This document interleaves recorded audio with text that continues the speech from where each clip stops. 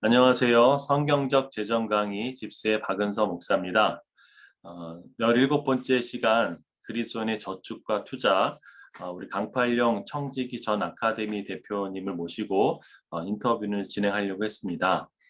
그러나 우리 강팔령 전 대표님께서 기도하시면서 유튜브로 하는 것보다는 개인적인 또 강의나 소급으로 섬기는 것이 더 좋겠다라는 마음을 주셔서 이번에는 인터뷰를 참석하지 못하게 되었습니다.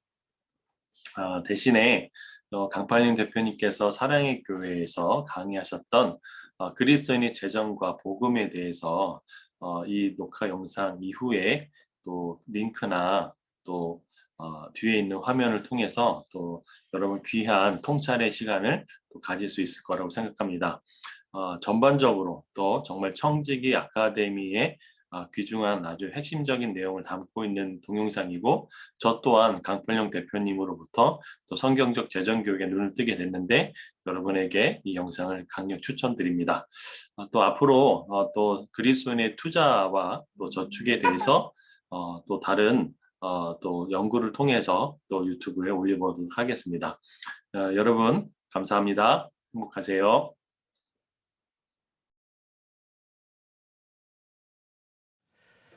반갑습니다. 저는 서초 소망 1다락방을 섬기고 있는 강팔룡입니다.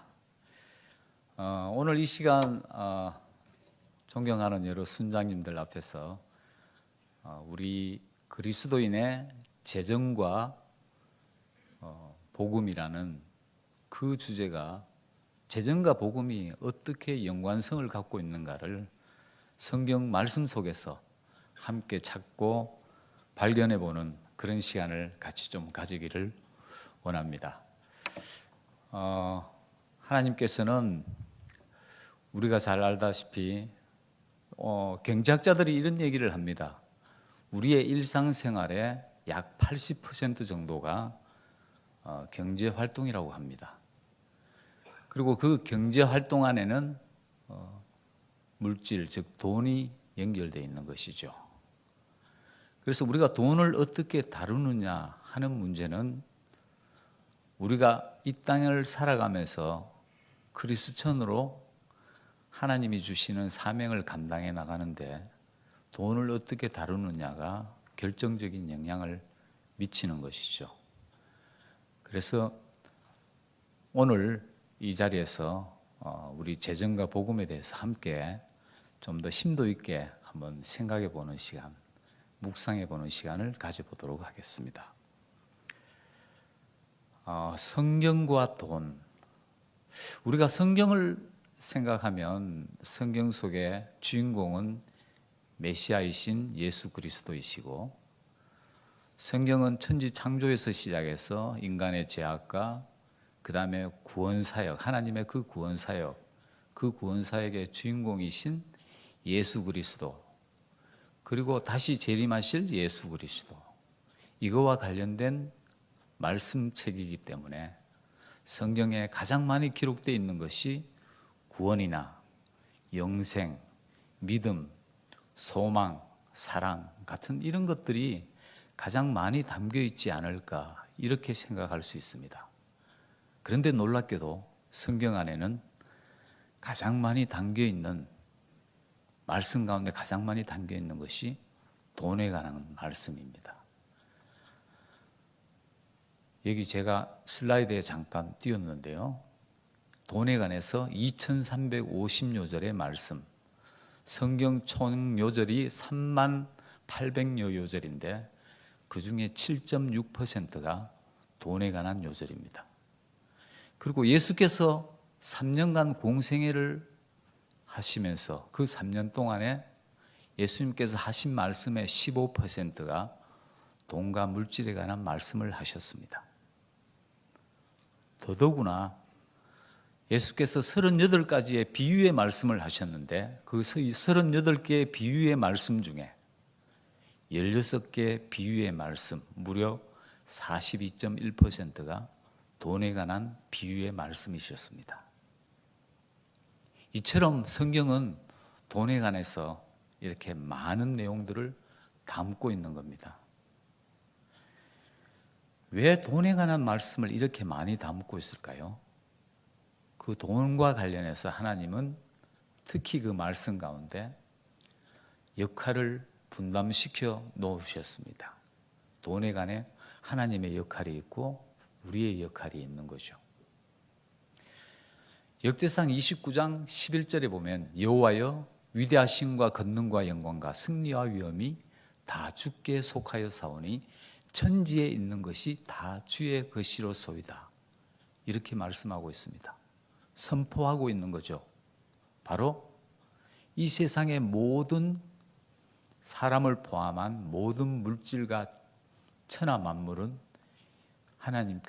하나님께 속해 있는, 그래서 하나님은 천지 만물의 소유주라는 것을 선포하고 있는 겁니다. 12절은 또 이렇게 얘기하고 있습니다. 여호와여 주권도 주께 속하여 사오니 주는 높으사 만물의 머리이심이니이다. 부와 기가 주께로 말미암고 또 주는 만물의 주제가 되사 손에 권세와 능력이 있사오니 모든 사람을 크게 하심과 강하게 하심이 주의 손에 있나이다. 이렇게 말씀하고 있습니다. 우리의 높임과 우리의 승진과 우리의 좌천을 주관하시는 분이 하나님이시라고 얘기하고 있습니다. 우주 만물의 역사를 주관하시는 분이 하나님이시고 국가의 경계를 정하시고 국가의 흥망성쇠를 다루시는 분이 바로 하나님이시죠. 하나님은 주권자라고 얘기하고 있습니다. 그러니까 당연히 우리가 사용하고 있는 모든 물질과 지갑도 하나님께 속한 것이고 하나님의 주권 안에 있는 거죠. 그래서 하나님은 천지 만물의 소유주이시고 인류 역사를 주관하는 주관자이십니다. 이런 하나님은 먼저 그의 나라와 의를 구하라. 그리하면 이 모든 것을 너희에게 더하시리라고 말씀하신 마태복음 6장 33절 말씀처럼 우리의 필요를 때를 따라 공급해 주시는 바로 공급자이시기도 한 겁니다.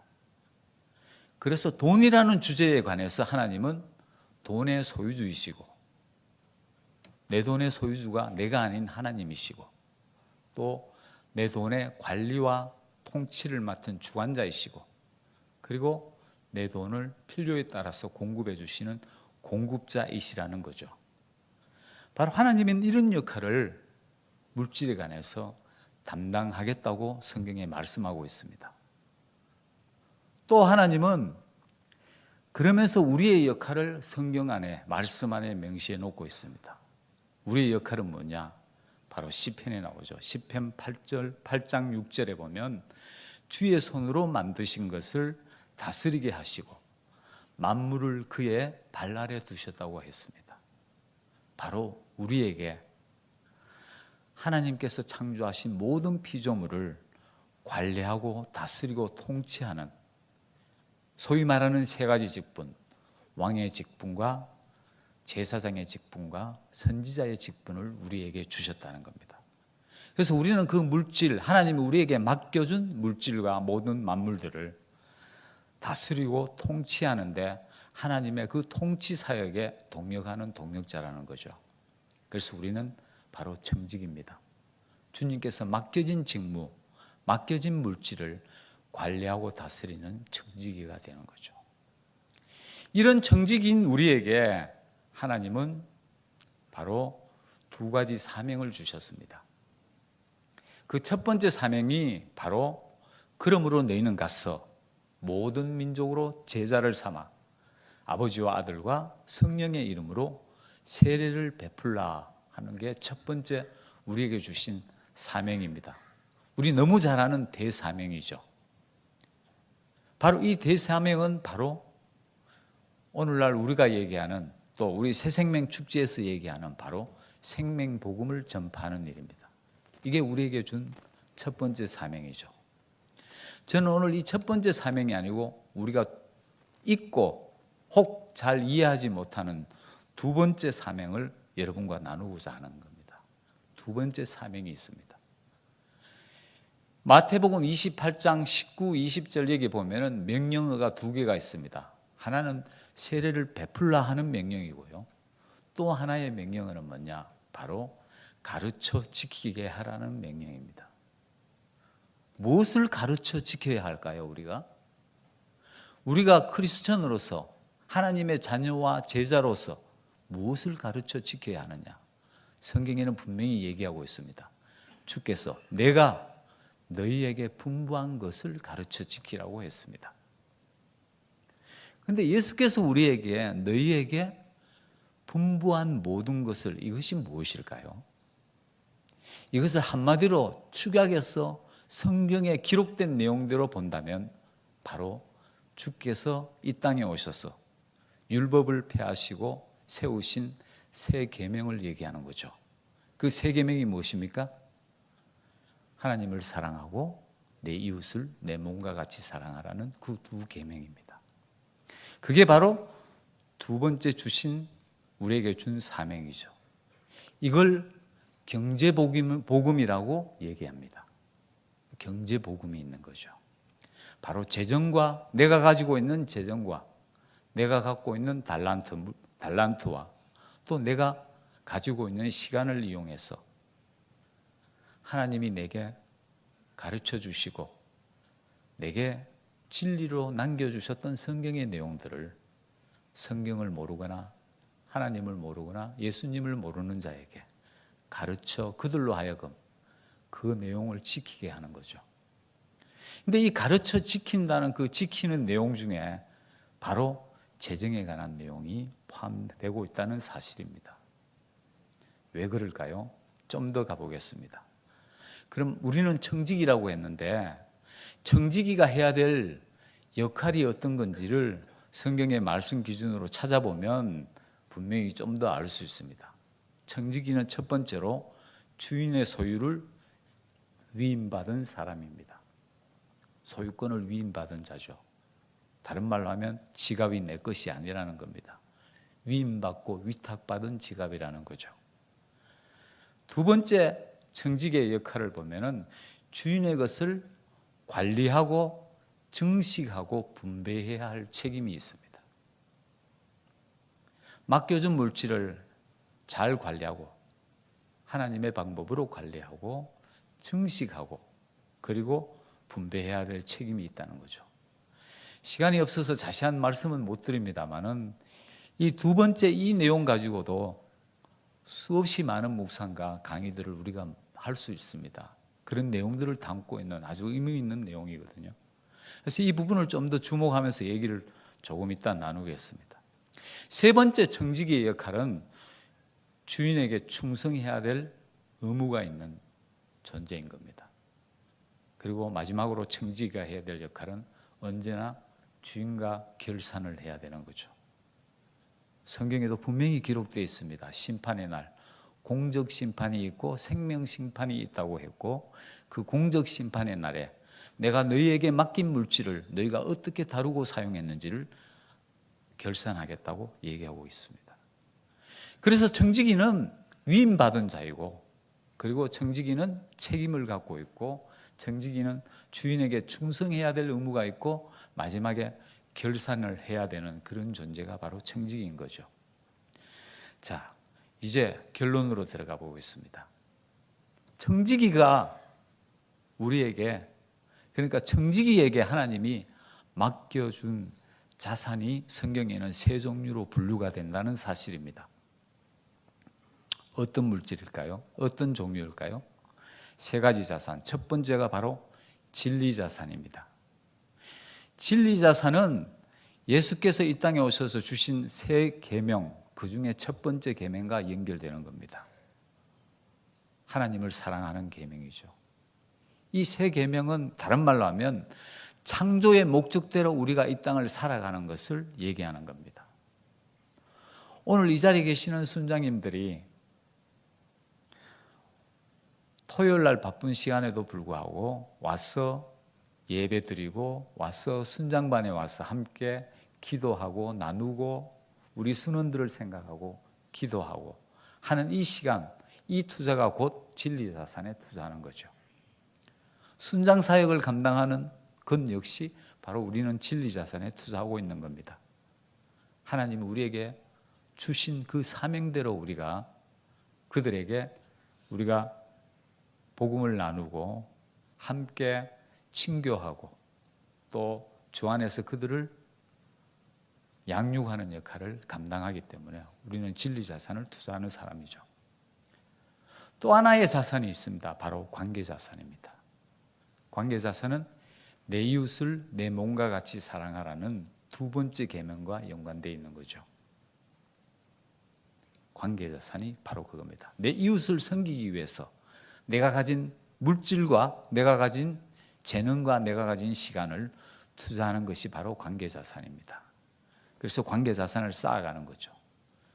자, 여기서 이웃을 우리가 한번 생각해 볼 수가 있습니다. 내 이웃은 누구일까요? 이웃을 크게 한 네 가지 정도로 우리는 생각해 볼 수 있습니다. 첫 번째 이웃은 바로 나와 함께 하루를 일상을 살아나가는 가족이 바로 이웃입니다. 그래서 에베소서 5장 8절에 보면 이런 말씀이 있습니다. 내 친족, 특히 내 가족을 돌보지 않는 자는 악한 자보다 못하다고, 믿음을 배반한 자요 악한 자보다 못하다고 합니다. 하나님이 맡겨준 물질로 내 가족과 함께 이 땅에서 윤택하고 행복한 삶을 누리도록 하는 것이 가장에게 부여된 어쩌면 의무이기도 하고 청지기로서의 역할이기도 한 거죠. 그래서 그 첫 번째 가족과 함께 행복하고 이 땅에서 건강하고 또 그 주님 안에서 정말 아름다운 삶을 누려서 그 가정이 마치 천국같이 꾸며 나가는 것, 그 자체가 수직 전도와 연결되는 거죠. 그래서 맡겨진 물질로 내 이웃을 사랑하는 그 관계 자산, 첫 번째 관계가 가족입니다. 두 번째 가족이 누구냐? 두 번째 이웃이 누구냐 하면은 이 자리에 우리 함께 있는 바로 믿음의 공동체들입니다. 바로 믿음의 공동체들. 이 믿음의 공동체 안에서 그 공동체의 구성원들을 섬기고 구성원들을 위해서 헌신하고 그들을 사랑하고 그들을 위해서 내가 가진 물질과 재능과 달란트들을 사용하는 것. 그게 바로 영가족을 향한 그 사랑이죠. 이웃 사랑의 하나죠. 세 번째가 하나님을 알지 못하는 내 주변의 이웃들이죠. 그리고 네 번째가 바로 나와 원수 관계가 되어 있는 원수와 같은 그런 존재들이 이웃입니다. 이런 이웃을 위해서 하나님은 내가 청지기인 너에게 맡겨준 시간과 맡겨준 재능과 물질을 사용하라는 겁니다. 그게 관계 자산이죠. 그리고 마지막 세 번째로 성경에 기록되어 있는 자산 중에 하나가 우리가 흔히 알고 있는 물질 자산입니다. 그런데 이 물질 자산은 진리 자산과 관계 자산을 섬기기 위한 도구로 사용하라는 것이 하나님이 우리에게 내가 너희에게 분부한 모든 것을 가르쳐 지키게 하라는 그 원리의 핵심입니다. 그런데 우리는 이러지 못하고 살아가는 경우가 너무나 많죠. 물질이 목적이 되어서 사는 삶도 많고요. 때로는 물질이 내 것이라는 생각 때문에 이웃이나 가족을 섬기기보다 내 욕망을 채우는데 그 물질을 사용할 때가 너무나 많다는 거죠.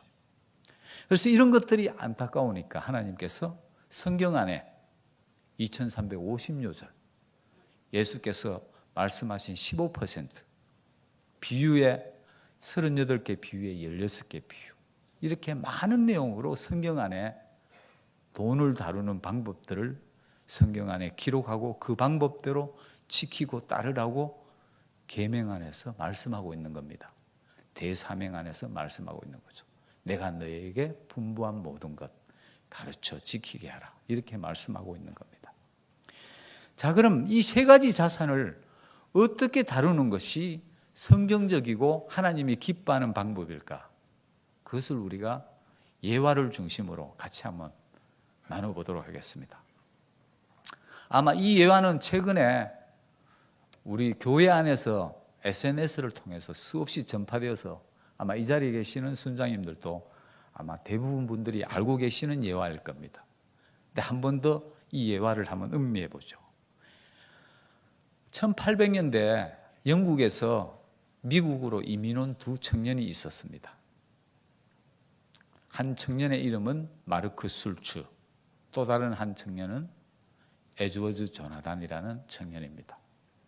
이 두 청년은 신대륙인 미국에 와서 두 청년이 인생의 목표를 정합니다. 마르크 술츠라는 한 청년, 이 청년은 인생의 목표를 뭐로 정했느냐 하면, 내가 영국 땅에서 너무 지나치게 찢어지게 가난한 가정에 살았으니 내 자손들에게 가난은 더 이상 대물림하지 말아야겠다. 그래서 나는 이 신대륙에서 마음껏 돈을 벌어서 엄청난 부자가 되어서 내 자손들에게 물질을 물려줘서 자손이 이 땅을 편하게 살도록 해야겠다라는 목표를 가집니다. 그래서 이분의 목표는 우리로 얘기하면 물질 자산, 곧 돈이 인생의 목표가 되었죠. 목적이 되었습니다. 그런데 반대로 에드워드 조나단이라는 이 청년은 무엇이 목적이었냐면, 영국 땅에서 하나님을 마음껏 섬길 수 있는 종교의 자유가 부족했으니 이제 신대륙에 가서 마음껏 하나님을 찬양하고 섬기는 일에 집중해야겠다. 바로 진리자산을 인생의 목적으로 두고 살았습니다. 그래서 인생의 목적을 진리자산에 초점을 뒀죠.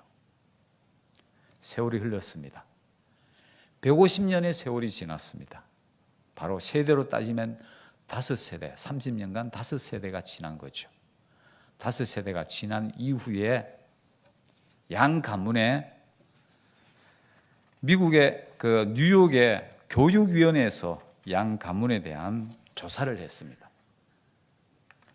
이 가문의 자손들은 도대체 어떻게 변화되었을까? 왜냐하면 마르크 술츠는 미국이 알아주는 엄청난 거부가 되었고요. 뉴욕에서 술집을 경영하면서 술집을 통해서 유흥업을 통해서 엄청난 거부가 되었습니다. 그리고 에드워드 조나단은 목사가 되었고, 그리고 그 목사가 되면서 미국에서 학교를 세웠는데요. 그게 그 유명한 프린스턴 대학을 설립했습니다. 설립하고 후학을 양성하고 사람들을 구원하는 그 구원 사역에 집중했죠. 그 결과 150년 지나서 뉴욕의 교육위원회에서 이 양 가문의 후손들이 어떤 삶을 살고 어떤 사람들이 후손으로 태어났을까를 조사해 봤는데 그 조사 결과가 놀랍습니다. 마르크 술츠의 가문은 5대에 걸쳐서 총 1062명의 자손을 두었습니다. 그 자손 중에 5년 이상 교도소 생활한 사람이 96명, 창녀가 된 자손이 65명, 알코올 중독자가 58명, 문명자가 460명, 극빈자로 보조금으로 연명하는 자가 286명. 자, 이 후손들은 모두 정상적인 사회인이 되지 못했습니다. 왜 그랬을까요? 물질을 다룰 수 있는 지혜를 갖지 못한 상태에서 지나치게 많은 물질이 이들의 인생을 망치게 된 거죠. 그래서 마르크 술츠의 가문은 한 사람도 제대로 사회에 적응할 수 있는 정상인이 되지 못한 가문의 자손들만 남기게 된 겁니다. 그의 목적과 꿈이 당대에는 실현되었을지 모르지만 후대에 가서는 오히려 자손들을 망치는 꼴이 된 거죠.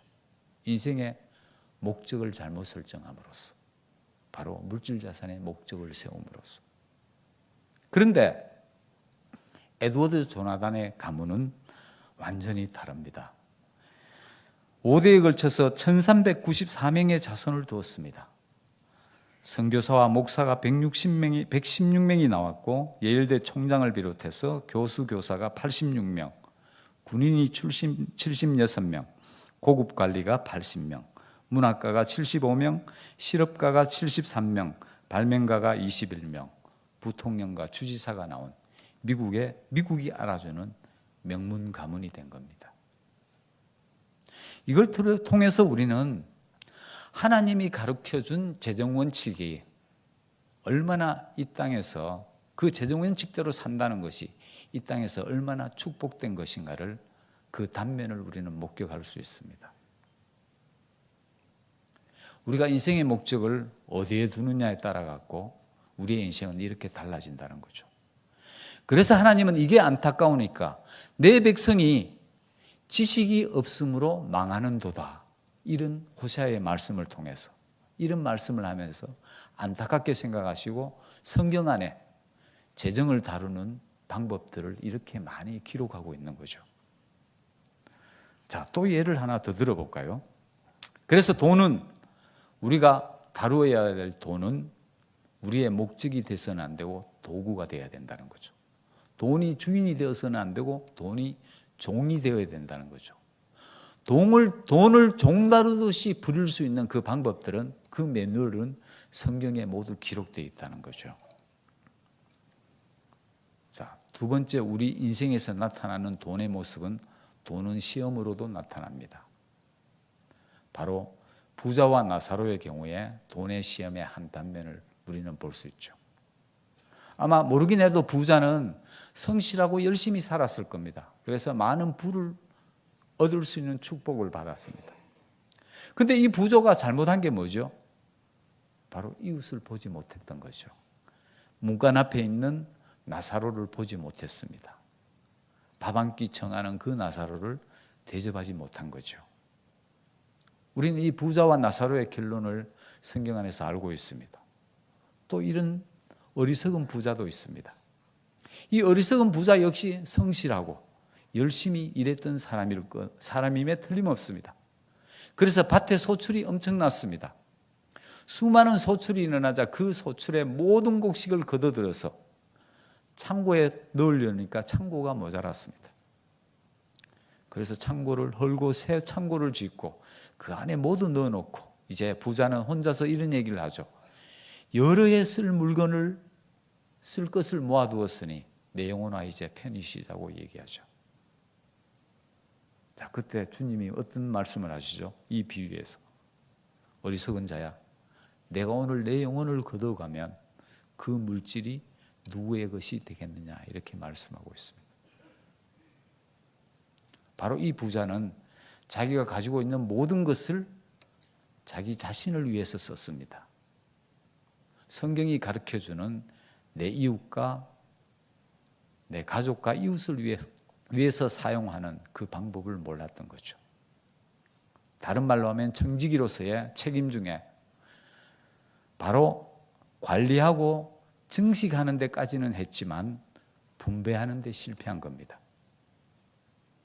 이 어리석은 부자는 분배를 자기의 욕망을 위해서만 분배를 한 거죠. 그러니까 이 부자에게는 하나님이 그 영혼을 거둬가겠다는 걸 택하는 거죠. 다른 말로 하면 영적 심판이 일어난 거죠. 이게 그래서 돈은 우리에게 시험으로 다가옵니다. 미국의 로터리라는 잡지가 있는데요. 이 잡지에 보면은 이런 설문조사를 한 적이 있다고 합니다. 미국의 복권에 만약에 당신이 로터리 복권에 1등에 당첨되면 당신이 제일 먼저 하고 싶은 것이 무엇이냐는 설문조사를 한 적이 있답니다. 근데 이 설문조사의 결과가 가히 충격적입니다. 그 설문조사에서 가장 많은 결과가 나온 게 뭐냐 하면은 내가 만약 로터리에 1등 당첨되면 내 마누라부터 바꾸겠다는 겁니다. 내 배우자를 바꾸겠다는 거예요. 그래서 새 인생을 살아보겠다는 거죠. 이처럼 돈은 우리에게 시험으로 다가옵니다. 준비되지 않는 자녀에게 엄청난 유산을 물려줬다가 그 자녀가 버젓이 잘 다니던 직장을 버리고 전 세계를 돌면서 마약과 도박과 섹스를 즐기면서 인생을 낭비하고 돌아와서 부모에게 다시 재산 분할권에 대한 소송을 벌이는 모 권사님의 아들의 모습을 저는 목격합니다. 바로 이게 돈이 우리에게 주는 시험이죠. 그래서 우리는 물질을 다루는 방법을 성경에 있는 매뉴얼대로 다루는 방법을 우리는 알아야 되는 거죠. 그래서 오죽하면 예수께서 승천하시기 전에 대사명으로 우리에게 주신 것 중에 하나가 내가 너희에게 분부한 모든 것을 가르쳐 지키게 하라. 이 분부한 모든 것이 바로 경제복음을 얘기하는 거죠. 그래서 우리는 생명복음도 중요하지만 경제복음, 우리가 이 땅을 맡겨진 물질로 하나님이 가르쳐준 매뉴얼대로 살아나가는 모습을 볼 때 그 모습을 통해서 내 이웃이 나도 저 사람처럼 살고 싶어. 근데 저 사람 사는 모습을 보니까 예수님을 믿고 있네. 하나님 믿으면 저렇게 사는구나. 나도 저런 삶 살고 싶어. 이게 바로 전도의 한 방법으로, 다른 말로 하면 축복의 통로로, 하나님의 권능의 통로로 우리가 사용되어지는 방법인 거죠. 돈은 시험입니다. 무서운 겁니다. 때로는. 또 돈은 우리에게 간증으로 나타납니다. 대표적인 간증이 삭개오지 않습니까? 예수님이 삭개오를 찾자 삭개오가 먼저 일어나 예수님이 그런 깨달은 감흥을 주셨겠죠. 주여 제 곁을 떠나소서 나는 죄인입니다. 그러면서 내 가진 것을 절반을 팔아서 이웃과 나누겠다는 고백부터 먼저 합니다. 이런 간증이죠. 이 간증 중에 하나가 또 돈만 쫓다가 망한 사업가의 얘기가 있습니다. 탐스 수즈의 창업자인데요. 블레이크 마이코스키. 이분은 금년에 한국에도 방문했던 분인데요.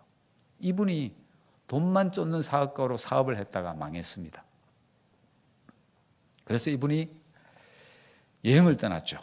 마음도 울적하고 힘들고 어려우니까. 그래서 여행을 떠나서 아르헨티나를 여행하는 중에 아르헨티나의 현지 어린이들이 신발도 신지 못하고 신발이 없어서 학교도 못 가는 그 딱한 상황을 보고 자기의 재능과 자기가 갖고 있는 역량을 가지고 이 애를 도울 수 있는 방법이 없을까 해서 거기서 착안해서 원포원 전략으로 신발 만드는 공장을 만듭니다.